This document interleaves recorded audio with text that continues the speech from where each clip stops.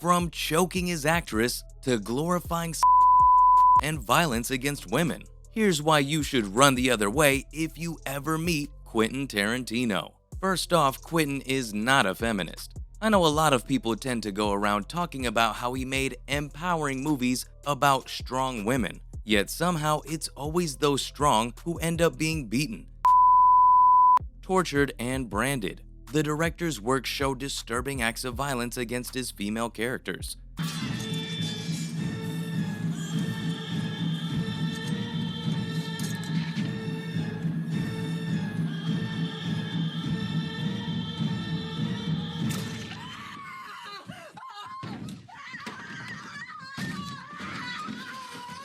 And a lot of these times, this violence leaks through the screen, and the actresses have to deal with it as well. A number of actresses have reported disturbing behavior on set, and he isn't even directing someone else to do it. No, this man does it himself. Choking someone, spitting on their face? He has to do it himself because otherwise it won't be right or realistic. Yeah, right, just say you're a creep and be done with it. No need to put it all on art. Nothing on his shows, nothing in his plots inspires or empowers any women, just creeps them out. Though I feel like in my previous sentences, I have mistakenly implied that these shows have plots, other than violent gore and lingering feet clips. Yup, feet. Another thing that has creeped people out a lot. In her new memoir, Brave, Rose McGowan, who also appeared in Grindhouse, recalled meeting Quentin Tarantino for the first time. And well, if you didn't think his obsession with feet is weird before, wait till you hear this out. He told Rose each time they met for years that he had a laser disc copy of her movie Jawbreaker, and that she had no idea how many times he used the photograph of her painting her toes. Yeah, Quentin, that's probably because she doesn't want to hear about you doing your business over her feet alone or in front of so many people. Seeing that she had to deal with this, we can safely say her opinion matters when she says that the fame the director receives is wrong. He only portrays strong female characters in his film to beat them for fun and call it art. Like so many male directors before him, Tarantino's films have depended on the revenge plot, an old and annoying plot device. It just ends up introducing a as a backstory without providing any real growth for the female characters. And of course, these problems need attention, but if they're going to appear on screen, they need to be explored accurately and in depth. But I can assure you, making women feel strong is not Quentin's aim. If revenge is going to mean something, it should be directed by a woman who has unfortunately experienced something like this, and can correctly portray how badly it affects people, and how it can slowly but surely be moved on from. This can also help raise awareness and actually empower women by giving them a character they can relate to and look up to. But guess who's making movies like these? A person who probably has "If you're a woman and you see me, run the other way" written all over his face. Seriously, the only people who can call this man a feminist are other men who are definitely just as creepy as him. For creeps who prefer male directors and feminist movies with lots of and long takes of feet, he is the go-to director. But like I've mentioned before, the way he portrays his characters and his overly long and indulgent plots aren't the only reason people hate him so much. The thing is, his treatment of the actresses on his set is terrifyingly similar to the villains of his movie. I mean, Harvey Weinstein is one of the people who think Quentin is a feminist. The guy who's been accused of by more than 90 women thinks Quentin's a feminist.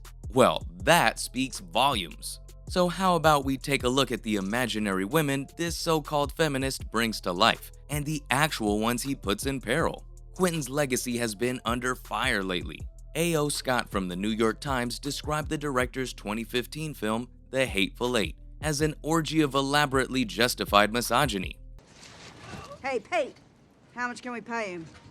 Well, we could give him Marco. Bob's real name is Marco the Mexican.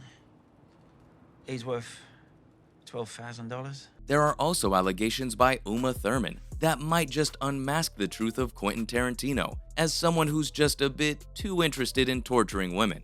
When Uma accused Weinstein of she also revealed some shocking truths about Quentin. For one, it seems he once pressured her into doing a scene that could have been life-threatening. Not to mention, this was after she had confided in him that Weinstein assaulted her. Uma was hesitant to do the scene, which involved her getting into and driving a wobbly car, which she called a death trap.